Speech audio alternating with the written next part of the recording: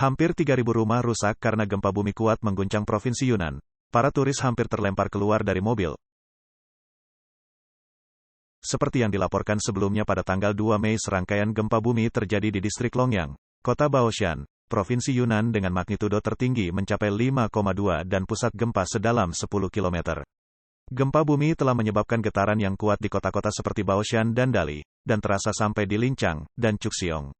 Di pusat gempa, terjadi fenomena seperti batu-batu berjatuhan, dinding retak, genteng jatuh, dan rumah-rumah di sekitar dan infrastruktur seperti air, listrik, jalan, dan komunikasi mengalami kerusakan dengan tingkat yang bervariasi. Pada tanggal 3 jam 1.23 pagi telah terjadi 38 gempa susulan.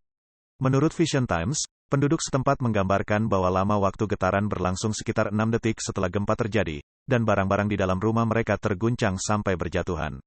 Penduduk lain mengatakan bahwa saat gempa, mereka sedang duduk di kursi dan merasakan goncangan yang kuat hingga sangat sulit untuk tetap duduk.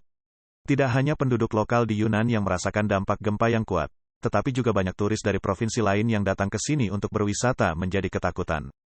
Salah satu saksi gempa, seorang blogger bermarga Tang dari Guangdong mengatakan bahwa rasanya seperti 5 atau 6 pria kuat sedang mendorong mobilnya.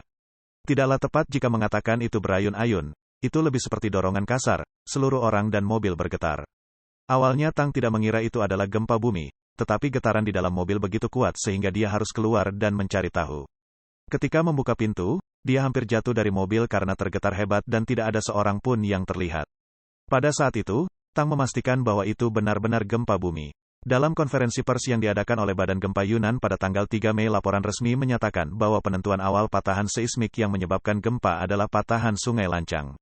Menurut laporan resmi dari Partai Komunis China, pada pukul 13 tanggal 3 Mei, gempa telah menyebabkan 10 orang terluka dan merusak 2.805 rumah yang menyebabkan evakuasi darurat 38.000 orang. Detail mengenai sejauh mana tingkat kerusakan masih dalam penyelidikan. Karena pemerintah China dikenal suka memalsukan data, situasi sebenarnya mungkin lebih parah dari yang dilaporkan.